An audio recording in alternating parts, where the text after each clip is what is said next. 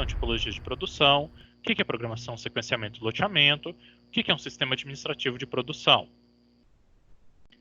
Teoricamente, planejamento e controle da produção tem por função garantir que todos os recursos da nossa empresa estejam de acordo com o plano que a gente teve, que sejam utilizados com eficácia e eficiência.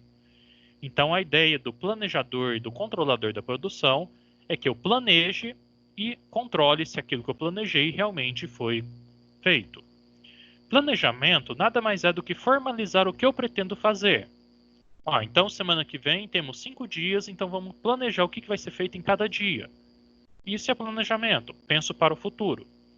Controle, eu vou dia a dia, segunda, terça, quarta, quinta e sexta, controlar se realmente foi feito o que a gente planejou. E se não foi feito, por que não foi feito para que no outro planejamento a gente melhore. A ideia geral, então, é fazer essas duas atividades. Só que ambas as atividades são relacionadas ao mercado, à nossa demanda. Eu tenho que atender aos meus clientes de alguma forma. Então, preciso planejar e preciso controlar meu meio produtivo, meus processos, para que eles atendam à demanda daquela semana, daquele dia, daquele mês. Para isso que serve o nosso PCP.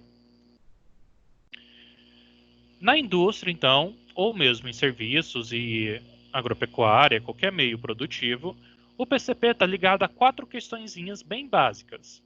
Primeira questão, o que eu vou produzir e o que eu vou comprar para a produção?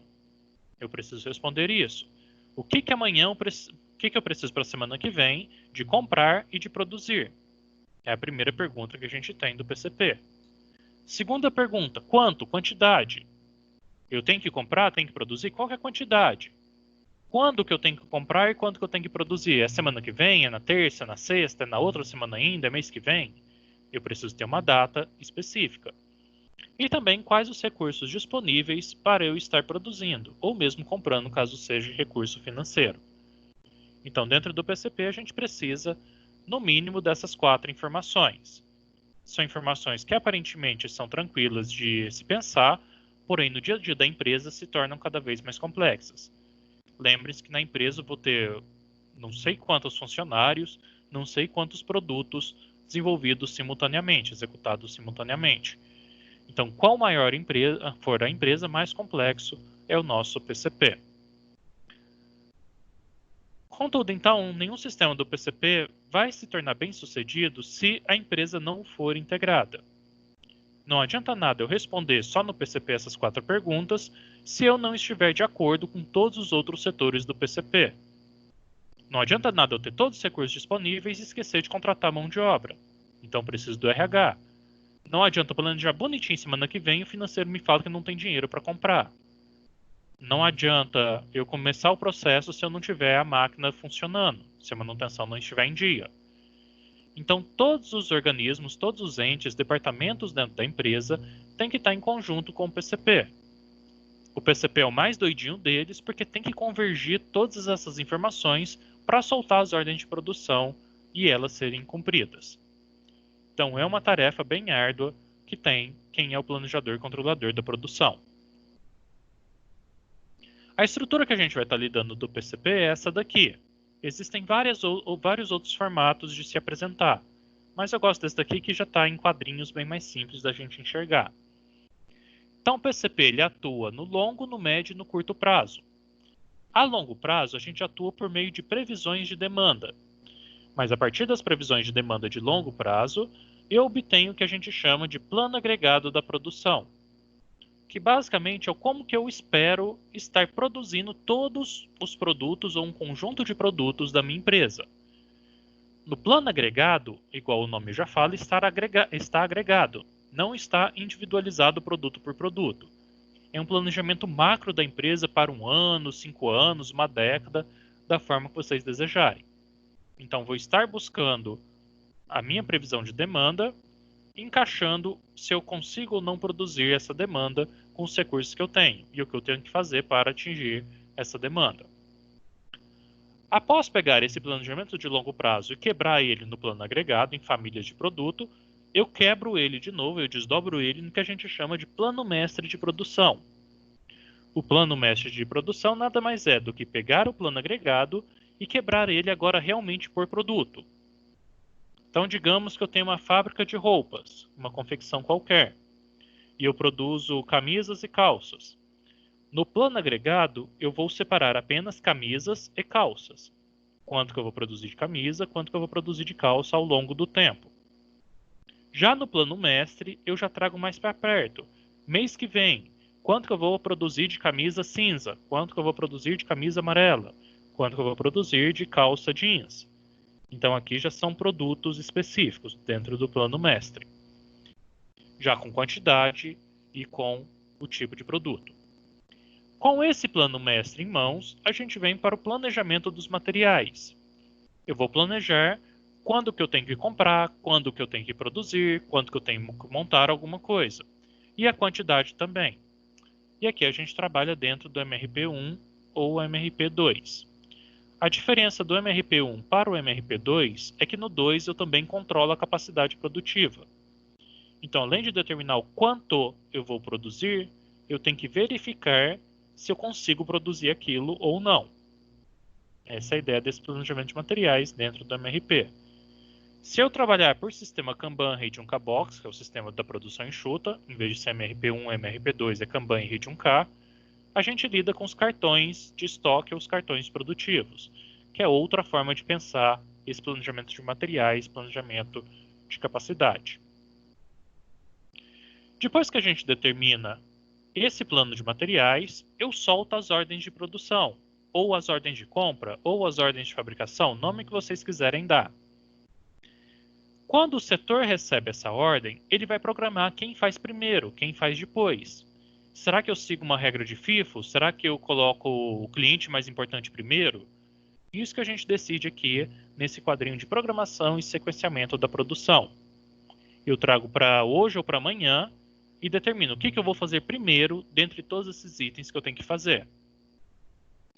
Após executar, eu tenho que controlar a minha produção e os materiais que eu gastei. Será que eu atingi minha meta? Será que deu custo na empresa? Será que eu não gastei mais? Será que sobrou material? Tudo isso também faz parte do PCP dentro da área de gestão de estoque. Por fim, a gente vai planejar o produto acabado e a distribuição.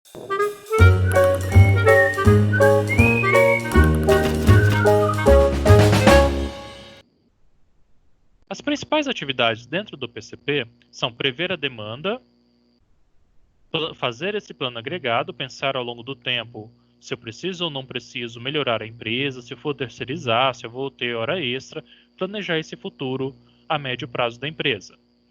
Ver se a minha capacidade dá conta ou não e planejar para aumentar ou para reduzir essa capacidade, desagregar o plano agregado em pequenos produtos no nosso MPS, programar a produção no curto prazo de alguma forma, emitir as ordens de produção, e talvez esse seja o principal item do PCP. Soltar para o setor produtivo o quanto que ele vai produzir ou deixar de produzir de todo e qualquer produto ao longo do tempo. Também por função do PCP, a gente tem controle de estoque, fluxo de material, integrar as decisões, balancear linhas, entre várias e várias atividadezinhas. Mas a principal, a que eu sempre vou cobrar de vocês dentro do PCP, é liberar as ordens de produção. Eu estou chamando de ordem de produção, mas pode ser ordem de compra, ordem de montagem, ordem de fabricação, ordem de terceirização, o nome que vocês quiserem dar. Estou chamando de produção porque serve para tudo. Mas essas ordens para o meio produtivo executar alguma coisa tem que partir do PCP. É função dele esse tipo de situação.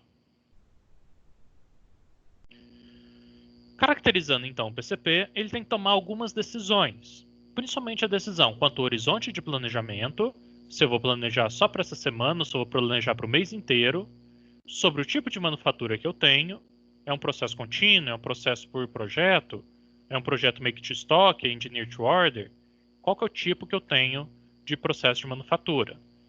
E responder aquelas perguntinhas, o que eu vou produzir, quando eu vou produzir, quanto, com que recurso, e por aí vai.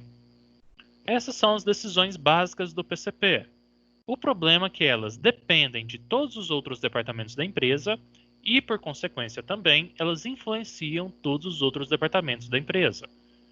Se eu notar, por exemplo, que eu preciso contratar mais pessoas, Eu tenho que ver com o financeiro se eu tenho fôlego fiscal para isso e tenho que ver com o RH se eu consigo contratar realmente, se eu consigo treinar essas pessoas. Se eu preciso aumentar as instalações da empresa.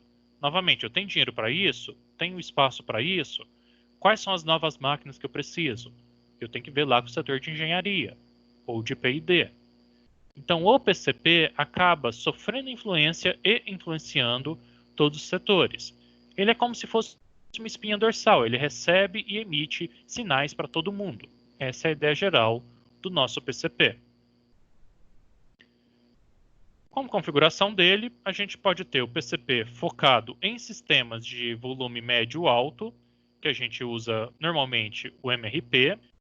Podemos trabalhar com o OPT, que é a gestão de gargalos. É um antecessor da produção enxuta. Aqui a gente lida bastante com a teoria das restrições. Então, pela teoria das restrições, existem softwares só para ele. Podemos lidar com o sistema de just-in-time ou de produção enxuta, que já é outro modelo de PCP, que é aquele modelo por cartões Kanban e quadro Read-Onka Box. Posso trabalhar com processos contínuos, que é outro modelo ainda de PCP. Eu não preciso ficar mandando ordem de produção se eu produzo só uma coisa o tempo inteiro. Então só tem que enviar quantidades ou às vezes nem isso. Posso trabalhar por gestão de projetos, que aí já são regras de sequenciamento, questão de PERT CPM, que eu tenho um volume de produção quase unitário, produzo muito pouco e o meu controle, o meu planejamento tem que ser em relação ao tempo de cada atividade e não ao tempo do produto ficar pronto. Então são várias formas de configurar o nosso PCP, cada qual para um tipo de processo produtivo. Processo por projeto, processo tipo job, tipo batch, processo em massa ou processo contínuo. Cada qual vai ter um PCP diferente um do outro. E você também pode ir adequando de vocês, nas empresas que forem trabalhar, de acordo com o que a empresa executa.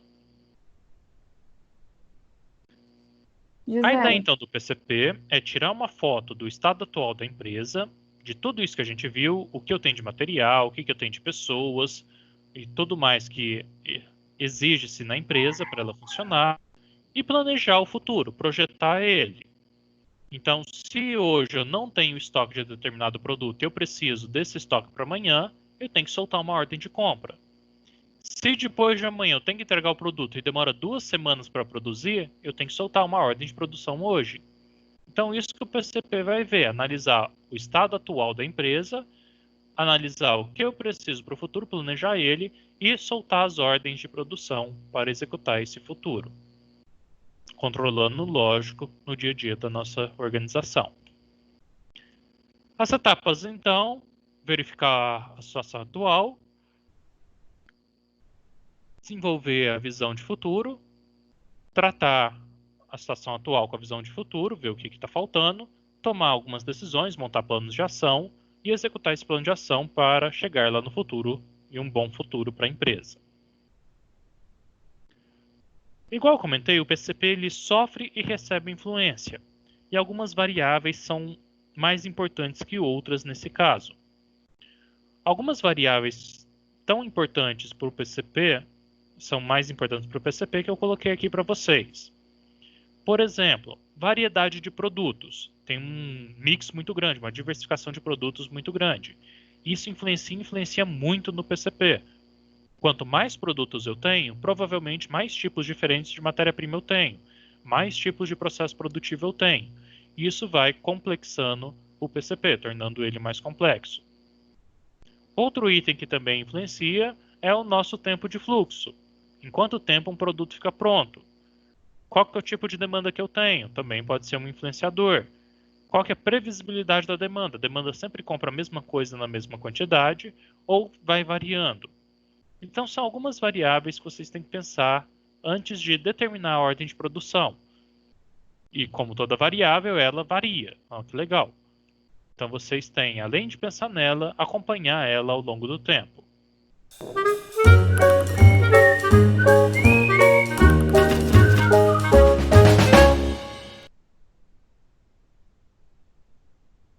Algumas limitações do PCP. Se tudo fosse infinito, eu não precisava ter dor de cabeça.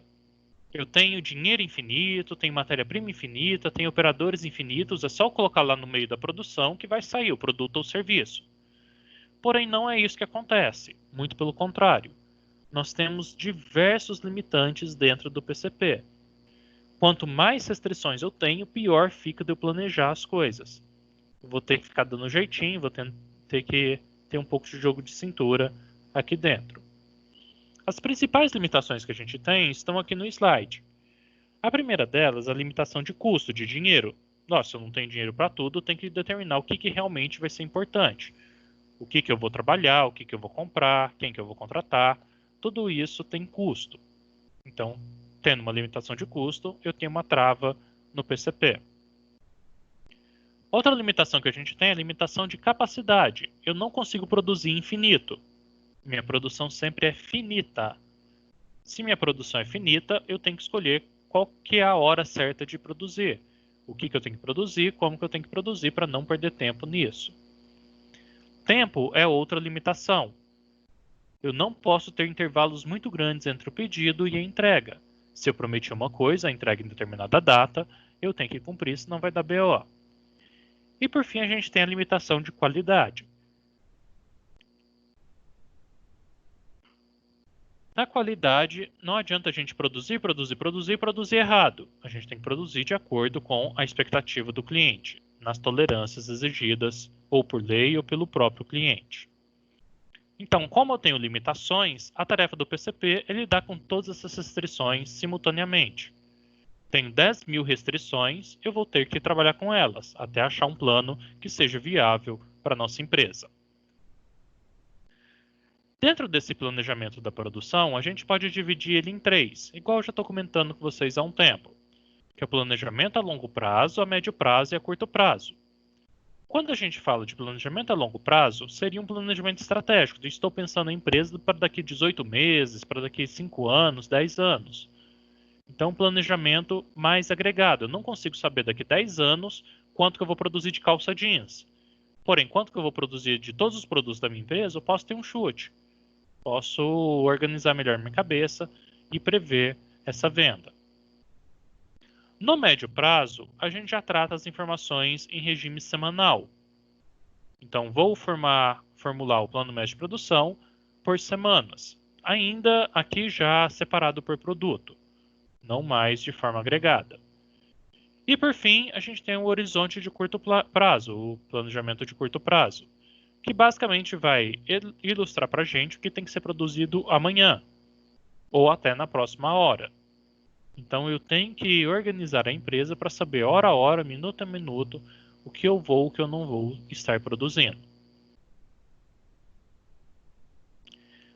Além disso, no horizonte de planejamento, a gente tem um termo chamado horizonte congelado. No período de congelamento do meu horizonte, eu não mexo nas ordens de produção. Por exemplo, planejei bonitinho o que vai ser feito semana que vem na minha empresa. Para a semana que vem não tem mais alteração, acabou. Se chegar qualquer pedido, qualquer reclamação, já é para daqui 2 semanas. Porque eu tenho um horizonte congelado de planejamento. Logicamente que se vier alguma medida extrema, a gente tem que adotá-la. Então a gente tem, dentro do horizonte de congelamento, algumas mudanças podem ainda acontecer, porém só se realmente forem necessárias. Não pode ser de qualquer forma para a gente.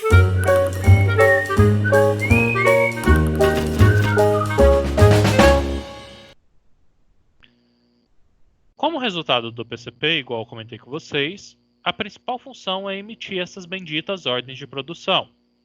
As ordens de produção nada mais são do que o meio burocrático que a gente tem de informar o chão de fábrica ou o chão de serviço do que ele tem que fazer amanhã ou o que ele tem que fazer na próxima hora. Então eu deixo essa folhinha, de preferência impressa mesmo, lá com o chefe de setor ou com algum funcionário que seja o líder do setor.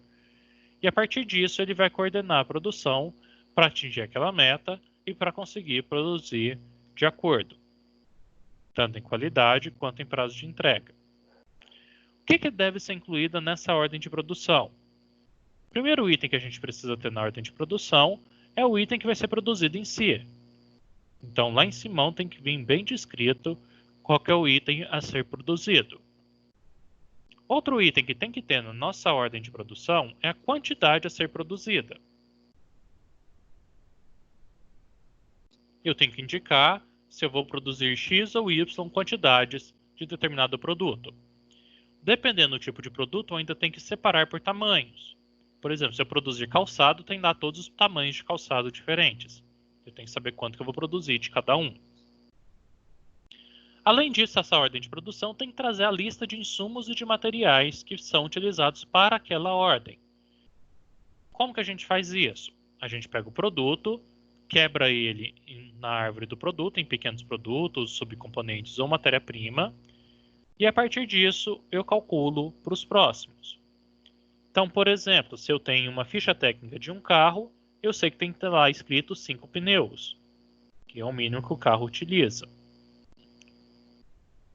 Outro item também do PCP é o roteiro, que pode ser aqui descrito como um POP, como fluxograma, como um IDF, a forma que você achar mais simples, indicando quais os recursos aos quais nossos produtos ou serviços vão passar.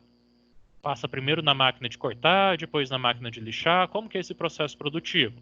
Esse roteiro tem que estar lá na nossa ordem de produção.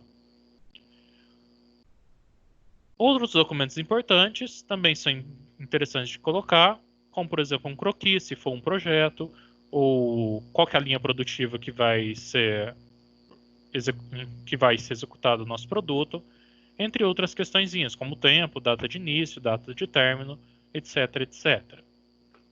Então, no nosso papelzinho de ordem de produção, aqui tem alguns exemplos para vocês, tem que vir com todas essas informações, de uma forma simples, clara e bem direta, para que todos os operadores entendam ela. Não fica na mão só de um operador. Vários vão pegar essas folhinhas. Bom, além de soltar a ordem de produção, ou melhor dizendo, antes de soltar a ordem de produção, eu tenho que organizar alguns conceitozinhos do PCP para que todos trabalhem de forma igual. Dentre essas definições, a gente tem a definição de carregamento, sequenciamento e programação da produção. O que são cada uma delas? O carregamento ele vai me informar o quanto que eu vou fazer, de quanto em quanto eu vou executar. O sequenciamento vai me dizer em qual ordem eu vou fazer. Eu faço primeiro o produto preto, depois eu faço o produto cinza, ou inverto. Faço primeiro o produto A, depois o produto B. Isso a gente chama de sequenciamento. E por fim a programação, que é a data que eu vou estar cumprindo, a data de entrega de cada ordem produtiva. Então, na ordem, além de ter todos aqueles itens que a gente passou no slide passado, eu ainda tenho que ter nessa ordem, ou pelo menos na cabeça dos funcionários, essas questõezinhas de carregamento, sequenciamento e programação.